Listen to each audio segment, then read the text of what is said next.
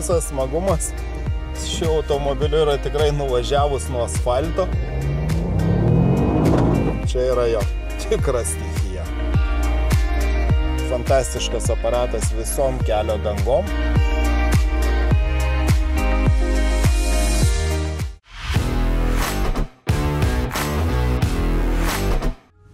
Kai 2017 metais Toyota gamintojas sugrįžo į pasaulinį ralio VRC čempionatą, tuo metu jisai homologacijai pagamino 400 Toyota Yaris GR-MN, o GR tai reiškia Meister of Nürburgring automobilių versijų.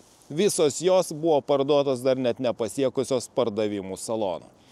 Tačiau, kai vėliau pasirodė 4. Toyota Yaris karta, atsirado problemėlė, nes toji 4. Yaris karta buvo gaminama išskirtinai tik kaip 5 durelių hatchbackas, nes 3 durelių versijų tiesiog niekam nereikėjo.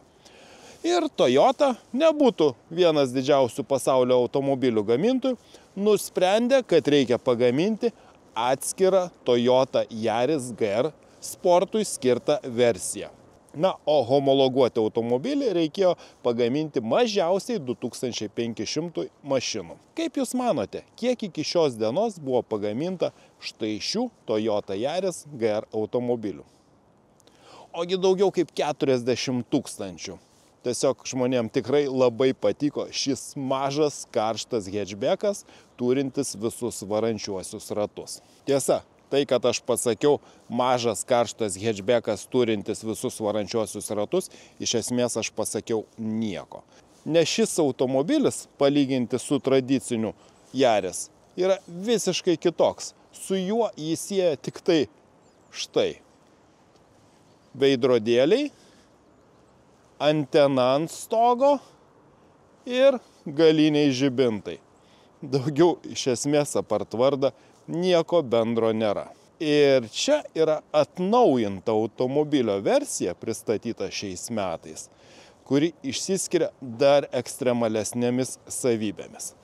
Kaip jau minėjau, jis yra varomas visais ratais, jisai neturi centrinio diferencialo, jisai turi skirstomąją dėžę, turi 2 dalių kardaninį veleną, taip pat galima pasirinkti priekį ir gale torsen riboto slydimo diferencialus. Štai pavyzdžiui, iš standartinio plieno, tiesa labai plono, čia yra priekiniai sparnai. Štai prie tų priekinių sparnų ir galima pritvirtinti štai tokį magnetą. Tačiau, štai, jeigu aš noriu jį pritvirtinti prie variklio gaubto, man to padaryti nepavyks, nes jis yra pagamintas iš aliuminio. Na, o stogas, matote, koks įspūdingas. Tai yra presuoto anglies pluošto vientisa detalė. Viskas tam, kad būtų sumažintas automobilio svoris. Toyota Yaris GR sveria 1280 kg.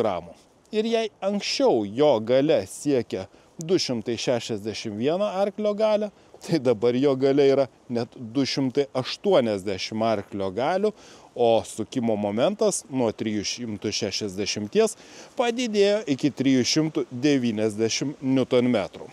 Įspūdingi kaltinio aliuminio ratlankiai, jų diametras siekia 18 colių. Taip pat su modelio atnaujinimu buvo pakeista šiek tiek priekinė dalis, įspūdingas radiatorius apačioje ir atidarysiu variklio gaubtą, kad pasižiūrėti, kas yra po juo. Jei įprastos Yaris versijos yra 5 durelių, tai čia yra išskirtinai tik 3 durelių versija, štai su tokiomis didelėmis durelėmis ir langais, žinoma, be rėmų. Tiesa, naudotis tokiomis durelėmis stovėjimo vietose tikrai nėra patogu. Štai čia yra galingiausias pasaulyje 3 cilindrų 1,6 litro motoras, kaip jau minėjau, po atnaujinimo dabar pasiekiantis net 280 arklio galių. Ir jei anksčiau gamintojas buvo nurodęs, kad su tokiu varikliu šis sportiškas galima iš esmės sakyti sportinis automobilis, įsibėgėjo per 5,5 sekundės. Tai su didesne gale jis akivaizdu yra labiau dinamiškas, labai ypatingų čia sportiškų detalių nesimato, kad būtų kažkoks sutvirtinti kėbulą atskiras standintuvas, tokio nėra perskirimo. Na štai kairėje ir dešinėje pusėje yra papildomi radiatoriai.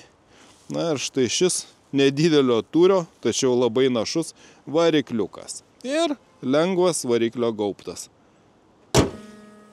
Na, apie galinę dalį tikriausiai turiu truputį daugiau ką pasakyti. Ir vienas iš tų esminių pasikeitimų yra tas, kad gamintojas sako, dabar galinis buferis yra iš 2 dalių. Štai ta apatinė dalis yra keičiama, nes jinai dažniausiai ir būdavo pažeidžiama, tad anksčiau reikėdavo keisti visą buferį, akivaizdu, tai nebuvo pigus malonumas, na, o dabar galima pakeisti tik tą pačią žemiausią apatinę dalį. Tačiau jau važiuodamas atkreipiau dėmesį, kad štai, pavyzdžiui, galinio valytuvo čia nėra. Na, bent jau gerai, kad tas pats galinis stiklas čia nėra pagamintas iš polikarbonato. Taigi, čia galite nešokti, netrypti, o atidaryti bagažinę teks įprastu būdu rankomis. Na ir štai, ta bagažinė tokia, daugiau galima pavadinti dėtuvė. Jie telpa apie 170 litrų. Ir štai po šio uždangalu čia yra geresniam svorio subalansavimui akumuliatorius. Na ir štai rato remonto komplektas. Iš esmės, kaip ir viskas. Na ir štai tokia uždengimas bagažinės. Čia toks visai ne tas akcentas, kuris būtų svarbus. Taigi. Mato, atkreipkite dėmesį ne tik į ratus, tačiau ir štai tokius įspūdingus stabdžių diskus, nes galingam ir greitam automobiliui reikia sustoti greitai, tad čia stabdžių diskų diametras yra didesnis negu, pavyzdžiui, Toyota Supra automobilį. Na, laikas prie vairo. Ir iš karto atsiprašau, kad nebandau sėsti į galą, nes net ir įprastame Yaris ten tikrai vietos ne fontanai, tai šiame automobilyje tuo labiau, kad jis ir nesukurtas važinėti su keleiviais. Štai už manęs, na, tiek kažkur vietos yra, tai gal vaikui kokiam ir būtų patogu, tačiau, na, nesukurtas šis automobilis važinėti su keleiviais, nebent štai priekinėje sėdynėje. Ir palyginti su ankstesniuoju Yaris GR, čia sėdima dar šiek tiek žemiau, nors visgi ir norėtųsi sėdėti dar žemiau. Bet tikriausia, jeigu jau ruošitės rimtai važiuoti šiuo automobiliu, tikriausia mesite lauk ir šitas sėdynės, įsitaisysite sportinius kaušus ir turėsite puikią sėdėjimo padėtį. Tačiau visa kita, na, akivaizdu, kad šitas automobilis yra sukurtas sportui, lenktynėm, kaip be pavadintum, bet kokiu atveju čia jokia minkšto plastiko apdaila net nekvepia. Na, tikriausiai šiam automobiliui to ir nereikia, visur kieta arba dar kiečiau, tačiau šitas automobilis tikrai ne apie tai. Ir va, iškart tikriausiai matote, jeigu žinote, kaip atrodė ankstesnės kartos Yaris GR, turėjo tokį gana tradicinį įprastą ekranėlį. Ir akivaizdu, kad to automobilio salonas skiriasi gerokai mažiau nuo įprastos Yaris versijos, tai šioje štai jau tikrai nekyla klausimų, kad čia yra, na, štai toks specialiai sportui sukurtas automobilis. Matosi techninės detalės, štai net suvirinimo siūlės, virinimo vietos, toks metalas atviras, kaip jau minėjau, kietas ir dar kietesnis plastikas. Na ir užveskim automobilį.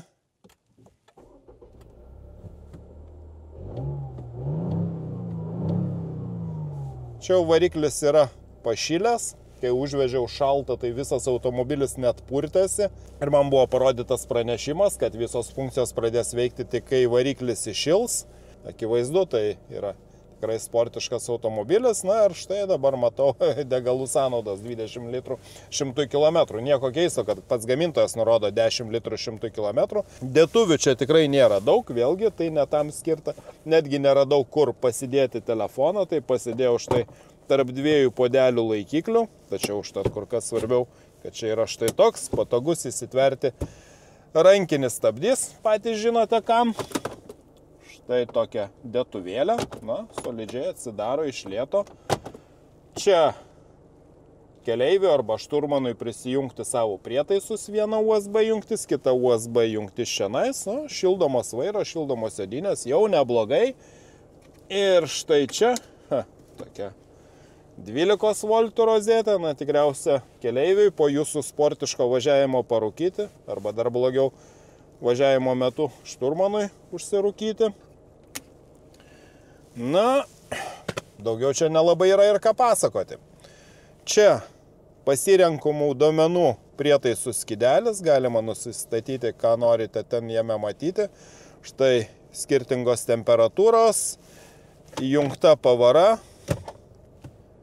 Ir štai perėjau prie pavarų ir vienas pagrindinių skirtumų palyginti su ankstesnės kartos modeliu yra tas, kad atsirado automatinė greičių dėžė. Tad net ir sportiškame automobilyje ne visi norėjo turėti vien tik tai mechaninę pavarų dėžę, nors tikrai su labai sportiška po ranka esančia svirtimi. Tai dabar atsirado ir automatinė pavarų dėžė. Tai yra Aisin gamintojo 8 greičių pavarų dėžė. Žinoma, jinai stipriai modifikuota, tačiau turi 8 laipsnius ir iš esmės tokia pati dėžė yra montuojama į Peugeot, Citroën automobilius, BMW Mini, kai kuriuos Volkswagen automobilius. Na, kur tik tai jinai nemontuojama. Na, o čia Toyota pritaikė savo šiam sportiškam automobiliui ir pavadino kažkaip tai gudriai. Ir jinai gali turėti štai ir rankinį režimą pavaro žemyn į priekį, atgal aukštyn, arba galima pavaras perjunginėti svirtelėmis. Tad šitą aš būtinai dar išbandysiu ir kaip gamintojas sako, kad važiuojant trasoje su automatinė greičių dėže galima parodyti geresnį laiką, dėl to, kad gali labiau koncentruotis į patį vairavimą, stabdymą, na, o visi gudrus algoritmai perjungia pavaras už jūs. Na ir žinoma, štai čia yra važiavimo režimų pasirinkimas ir štai yra galima pasirinkti, kaip norite važiuoti, tinkintina, tai yra asmeninis nustatymas, sportinis, taupus, įprastas, na, taupus ir įprastas gal šitam automobiliui netinka. Ir štai tinkintinas važiavimo režimas, transmisija sport, vairavimas normal, oro kondicionavimas normal. Nelabai čia ką daug ir pasirinksi, tačiau tikriausia tokiu būdu galima nusistatyti savo tą optimalų važiavimą. O taip pat štai pasukamų valdiklių galima pasirinkti įprastą važiavimo režimą, važiavimą žvyrkelių gruntų, žinoma, tokiam automobiliui tai yra labai svarbu. Ir paspaudus galima pasirinkti track, lenktynių trasą. Jeigu įprastame važiavimo režime sukimo momentas yra paskirstomas tarp 60 ir 40%, 60% atitinka priekiniam ratam, 40 galiniam, tai track, lenktyniniam važiavimo režime, įvažiuojama į posūkį taip pat 60-40% su daugiau sukimo momento priekiniam ratam, tačiau iš posūkio jau išvažiuojama su 30-70%, nes 70% sukimo momento perdodama į galinius ratus, tam, kad iš posūkio išvažiuoti galima būtų geriau, greičiau, stabiliau. Tad štai tokie įdomus dalykai, kurios būtinai norėsiu išbandyti. Ir turiu pasakyti, kad pasibandžiau čia įvairius pajudėjimo būdus ir visgi, na nežinau, šitas hidraulinis automatas, taip, jisai tikrai labai šaunus, tikriausia važiuoti trasoje, kai nereikia sukti galvos dėl pavarų perjungimo. Tačiau įsibėgėjant man visgi, perjungiant iš pirmos į antrą pavarą, toks uždelsimas pasijaučia ir kažkaip tai norėčiau, kad visgi būtų galimybė greičiau perjungti ir žinoma, tokia galimybė yra. O tai yra rankinis režimas. Ir štai dabar įsijungiau track mode, kai veikia visų varančiųjų ratų pavara. Įsijungiau sportiškiausią režimą ir išsijungiau tą ženkliuką, kur pavingiuotas automobilis parodytas. Iš karto atsirado užrašas, kad aš esu ekspertas. Tikrai nebejoju, kiekvienas nebejojame iki pirmo griovio, kad esame puikūs ekspertai. Na ir pasižiūrėsim, bent jau, kaip dažniausiai ekspertam, bent jau tiesiojai pavyksta parodyti savo meistriškumą. Pasižiūrėsim, kas čia per įsibėgėjimas iki 100. Štai, pervedu į rankinį režimą, 2 svirtelės į save, parašė, kad pasiruošusi ir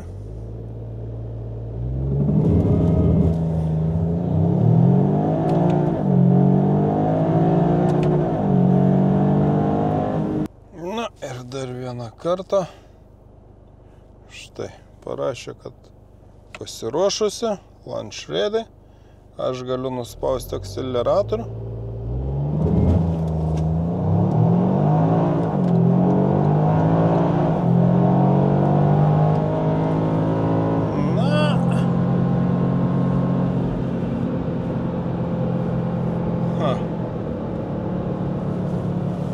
Neblogai. Žinoma, visas smagumas šio automobilio yra tikrai nuvažiavus nuo asfalto.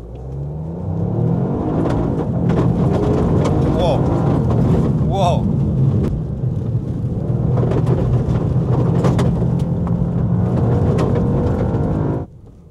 Žinoma, visas ekspertiškumas ir baigėsi. Jeigu tik turite drąsos, galite atsijungti visas stabilizacijos sistemas, na ir automobilis tikrai leis daryti kur kas daugiau negu ant asfalto. Čia yra jo tikras stichija.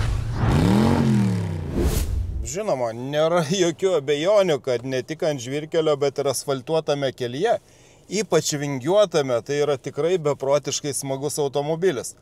Bet niuansas tas, kad dabar jis yra su žieminėmis padangomis ir na, tiesiog važiavimo galimybės jo kur kas didesnės negu leidžia minkšto žieminės padangos. Tai akivaizdu, kad jeigu jau norite pasiekti maksimalų malonumą važiuojant asfaltu, vis tiek reikia važiuoti sausuoju metų laiku, reikia važiuoti šiltuoju metų laiku, reikia važiuoti su tomis padangomis, kurios leidžia tiesiog tą daryti. Na, o šiaip tikrai labai smagus automobilis.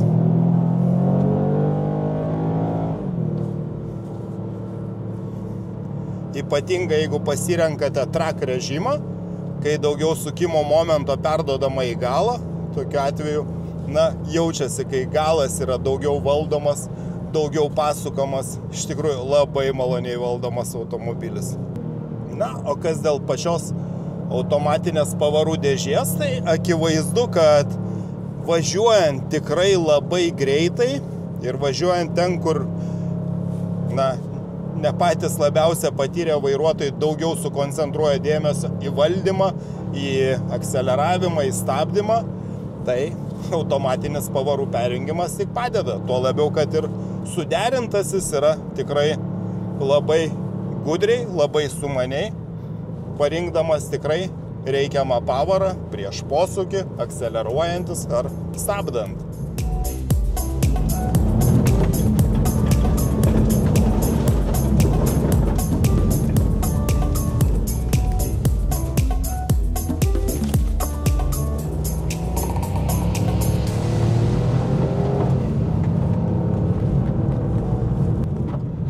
Taigi, puikus aparatas tiem, kas nori tiek smagių akimirkų prie vairo, tiek ir tikrai labai potencialaus automobilio.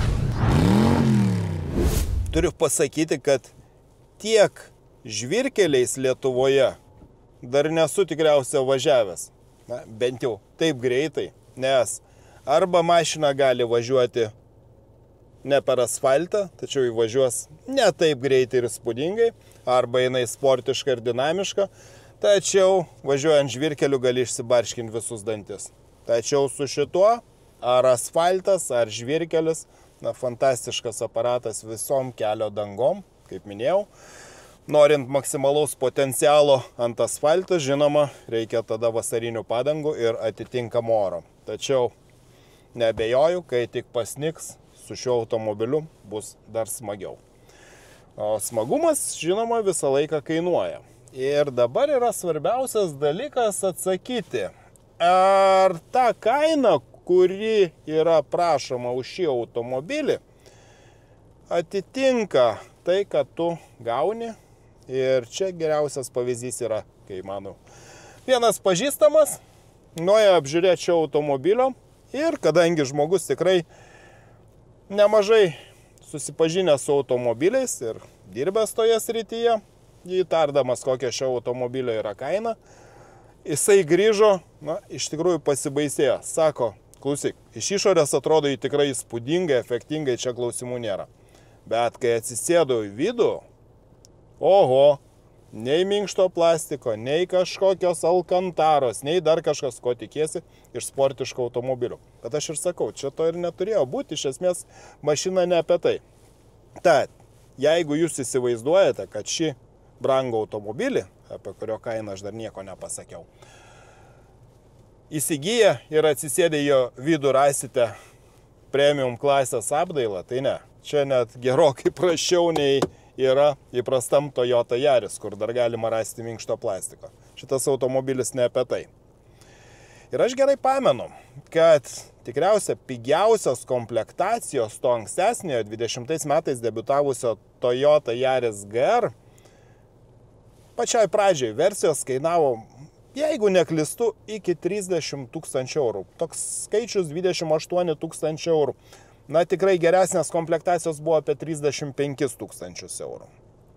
O dabargi? Dabar kaina prasideda nuo 45 700 eurų. 45 700 eurų už ne 4 metrų ilgio nesiekiantį automobilį. Tačiau, kaip supratote, tai yra išskirtinė mašina ir 45 700 eurų dabar yra vienintelė geriausia komplektacija. Anksčiau buvo galimybė pasirinkti įvairius sportinius paketus, kurie gerokai padidindavo automobilio kainą. Dabar visa ši įranga jau eina, bent jau Europoje, į automobilio kainą. Tai ir priekinis galinis ribotos slydimo torsen diferencialai, kiti dalykai. Na ir tai gavosi, kad kaina išaugo tikrai labai ženkliai. Manau, kad ir gamintojas suprato, kad tokie automobiliai tikrai yra paklausus ir tikrai atsiras pirkėjas. Tad 45 700 už tos vienos techninės įrangos automobilį, tačiau yra dvi skirtingos komplektacijos – Sport ir Premium. Sport komplektacija kainuoja nuo 45 700 eurų, Premium komplektacija kainuoja 49 200 eurų. Ir čia aš kalbu apie automobilius su mechaninė pavarų dėžė. Pridėjus papildomai 2,5 tūkstančio eurų, automobilio kaina bus su štai šia automatinė greičių dėžė. Tad tokio automobilio kaina yra Sport komplektacija 48 200 eurų, Premium komplektacija 51 600 eurų, būtent tiek ir kainuoja šitas automobilis. 51 600 eurų. Tačiau palengvinsiu pasirinkimą. Jeigu reikia tokio galingo automobilio, potencialas, kurio neleidžia abejoti, greito ir ant kelio, ir nuvažiavus nuo kelio, tai yra vienintelis pasirinkimas. Ir galbūt net palengvinsiu jum užduotį, pasakydamas, kad tarp tų dviejų komplektacijų skirtumas tikrai nemažas, 3,5 tūkstančio eurų, tačiau geresnėje komplektacijoje jūs gaunate iš esmės kaltinius ratlankius tokio paties diametro, kas sumažina neamortizuojamą masę, tai yra tikrai gerai. Tačiau visa kita, keletą papildomų saugos įrangų, statymo jutikliai ir, tiesa, JBL garso sistema, kuri šiaip ar taip čianais, iš esmės nenoriu sakyti nieko verta, bet jinai, tokia bereikšmė, nes visą laiką iš esmės gaunate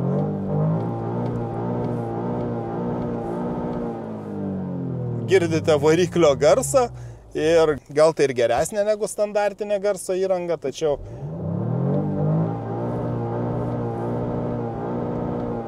tačiau šis garsas yra kur kas geresnis. Tad aš manau, galite drąsiai rinktis ir įprastos komplektacijos automobilį ir taip tikrai sutaupysite nemažai – 3,5 tūkstančio eurų. Tad, jeigu negazdina kaina, negazdina degalų sąnaudos, štai dabar po mano pasivažinėjimo jos yra 13,9 litro 100 km.